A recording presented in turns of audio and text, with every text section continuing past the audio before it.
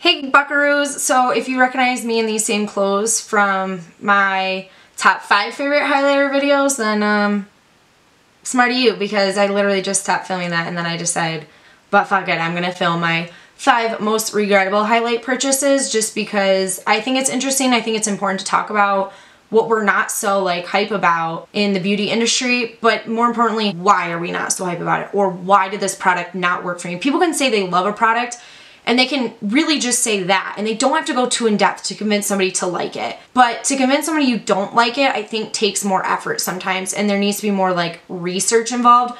So I just want to break down, have them numbered like, oh, this is the worst highlighter I've ever bought. I don't have them numbered like that. I just have them, I literally just went through my highlighter drawer, grabbed them, and now we're talking. I'm talking to myself, really. We're not actually having a conversation. Anyway, we're gonna start right into it. The first highlighter that I am disappointed in is one that I know some people are gonna be like, oh my god, bitch, what the fuck? And they're gonna be like, no, I love this highlighter, I've been using it for years, bitch, you're crazy. Alright, chill the fuck out. I don't really care. This is my opinion. And you know what? No one gives a fuck about what I say anyway. So who cares? These are the e.l.f. Baked Highlighters. So this is in the famous sought after color Moonlight Pearls. I bought this highlighter back in like maybe high school, maybe early college. I don't know, before highlighters were a fucking thing. I bought this highlighter for $3 or $4 and I thought, I was like, oh my god, that's kind of expensive. What do you do with these? And B is for Beauty, Taylor B, she's a YouTuber on here. She was literally the first YouTuber I ever followed. She has this highlight and it looks fucking bomb.com. And everyone admitted that yes, you have to scrape the top layer off because these baked highlighters get some weird film on them when they're purchased or when they're created, and then you scrape that top layer off and they're super highlighted. Let me fucking tell you, that fucking works until you make a new coating on the top. So this has like a film on it again, and like, yes, on my finger that looks highlighted, it looks great. I just feel like it falls flat when you put it on your hand or you swatch it. Where does it go? It just falls so flat. So every once in a while I have to take this highlighter and scrape the top layer off and get it like all loose and shit and then use it.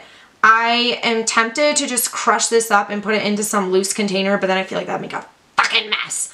So I just use it now, never, and it just sits in my drawer. I have not been a fan of the baked highlighters from e.l.f. really ever, or their baked products in general. Let me wipe my fingers off. So the e.l.f. baked stuff just falls flat for me. And then this is the baked highlighter in blush in rose gold. I bought this on sale for like $3 because I thought it looked like Moonlit Pearl, and then a blush that was cute. Again, I kind of scraped the top off. It worked great, and then now it's just not working so well anymore. So I'm going to just scrape it again. So this is why it fell flat for me. For cost-wise, these are like $4, super cheap. The next one I have, these were a limited edition in spring of like 2000, and the next one I have, I didn't buy this, but it was $30. This came in my BoxyCharm box when I used to do that like a year ago. This is the Vintage Cosmetics Illuminating Face Highlighter Set in Rose, Quartz, and Chocolate Diamond.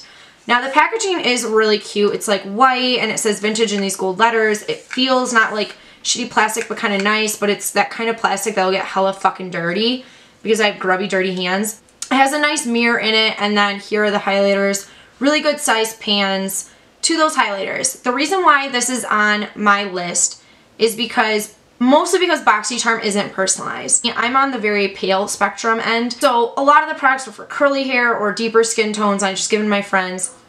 So this fell flat for me because this pan right here, this chocolate one, I can never fucking use it, and I really don't know who can use it. Unless you have a very deep skin tone, you're not fucking using this sucker. Did not mean to flick the camera off. You're not using this sucker. This pink one I really do like, and as you can see, I've used it a lot. It's very pretty.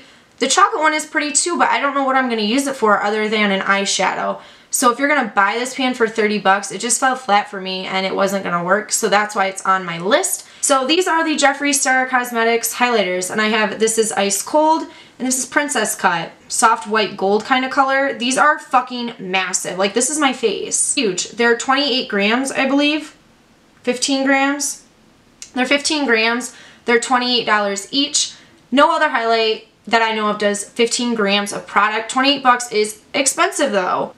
And I was like, oh my god, everyone loves Jeffree Star, gotta get it, oh my god. And I'd watch his swatch videos and I'm like, oh, the highlight girl, oh my god, yes. And then I bought it. And I used it and I loved it. And then it sat in my drawer for like a week and then I hated it. So I don't know if you can really tell in this one, but my J just the more you use it, like look at that, fucking boss, right? You put it on your hand, boss, great. This one I haven't used so much, so it hasn't happened to this one, but these hit hard pan quick. And what I mean by hard pan is, let me show you on my other one. If you don't know what hard pan is, I'll explain it. It's basically where either environmental things like the moisture in the air or the oils from your face that are on the brush get in the product, and then it basically creates a film on the product you have to scrape off, kind of like the e.l.f. highlighter top, to get the product to work. So, see how my J looks super reflective in here? It's actually hit hard pan. So if I rub my fingers on the J, look what happens. Compared to the other one, I'm like rubbing up and down those J hard. And you're like, oh, that's good pigmentation. But like one little swipe and I get literally fucking nothing. And if I go out here, you know, you get a little bit more, okay. And then down here, like there's not a spot on here I haven't rubbed my fucking brush on it. And it's all like crusty and shitty. So I have to scrape this off to get to the good stuff underneath like my other one. So I don't ever use it. And another reason why I don't use these so much is because they're so fucking big. They're hard to store in my makeup drawers. They're fucking huge. They're heavy. The mirror is nice, but when I'm traveling, I don't want to take a highlight this fucking big with me. It's just going to take up way too much space in my makeup bag. The packaging is really cute. It's easy to find because it's fucking massive. I like his style. But for $28, you know, I should have this kind of pigmentation all the time. Because that ice cold I really haven't used. I need this all the time, girl. Where the other one, Princess Cut, I used it so much for the first month. And then it hit hard pan and I can't use it anymore. There's no pigmentation left to it unless I scrape all that shit off. I shouldn't have to do that. And between the packaging just being so fucking big and then spending $28, there is no option for a smaller choice. Now, if there was an option for like, say, a 5 gram that was maybe $15, I wouldn't be so upset. But this just takes up so much room. I have to do maintenance on it. It's just frustrating. So that's why I don't really like the Jeffree Star Cosmetics highlighters. And even though, like, yes, I showed you ice cold does still work for me, but I know at some point it's not going to. Read some reviews, look into it. A lot of other girls I know have had the same issue as me. The Becca Cosmetics Jaclyn Hill palette. I'm sorry. When I first got this, I was like, oh my god, I love it. It's everything. It's amazing. The hype is worth it. It's fabulous. At one point, I even was thinking of buying a second one. And my friend Emily talked me out of it. Thank you, girl. This is the palette. Whoops. The mirror in it is fabulous. There's 2 highlighters, the Champagne Pop, and then whatever the fuck this one is, Prosecco Pop. Champagne Pop right here, Prosecco Pop right there, 3 blushes.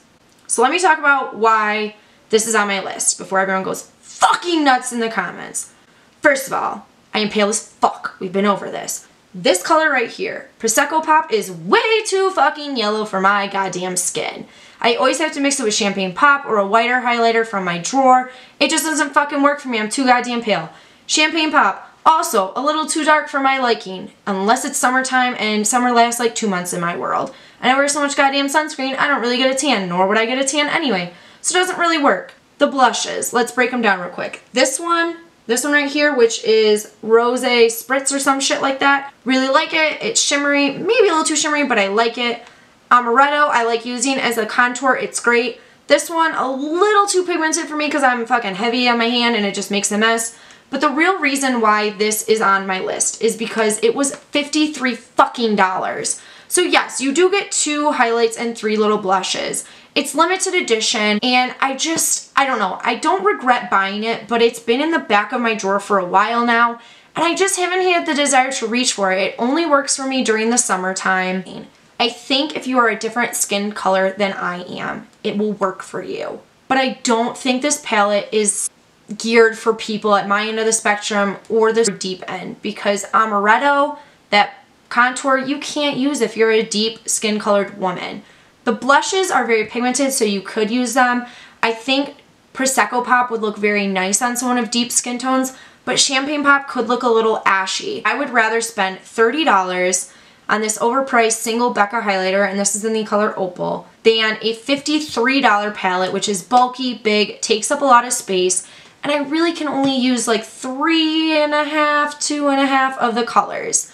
I can use this Becca highlighter in Opal year-round. Summer, fall, winter, spring. It's one that I grab an awful lot. It was very close to making my top 5, but it's $30, so that's exactly why it didn't make my top 5, because it is the most expensive highlighter I own, and I couldn't justify putting a $30 highlight into my favorites. Even though I use it all the time, I don't know, it's expensive as fuck.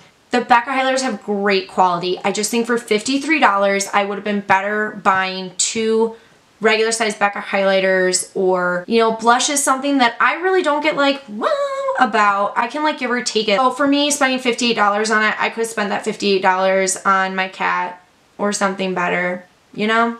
So that's why it's on there. And then, yeah, those are my top 5 regretted highlighters, if you want to call it that. Those are my most regretted highlighters.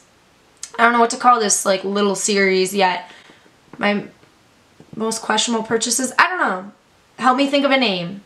If you like this kind of video where I kind of break down why something isn't up to the height, or why I validate or don't validate a purchase, or why I would or would not purchase something again, or what I think about after purchasing something, and what to look for in purchases that you might realize like, okay, it's regrettable if someone says this in a review, or how to better look at reviews or things like that, or if you like knowing why I don't like a product and you want me to continue this Regrettable 5 series, comment down below. I don't really know that many emojis off my head. The turtle emoji. I know all the animals, obviously. Do the turtle emoji and I will know that you like these kind of videos. If not, leave me feedback on why you don't like them, because this is something I don't really see people do on YouTube, and it'd be kind of interesting. I'm interested in it, but other people will not be. So that's it. And I'm getting at 7 minutes and no one wants to hear me ramble. So okay, I'm gonna go now and make my bed and put all the laundry that's on my bed away.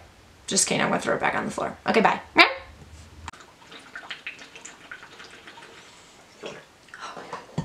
Apparently I drink like a dying animal.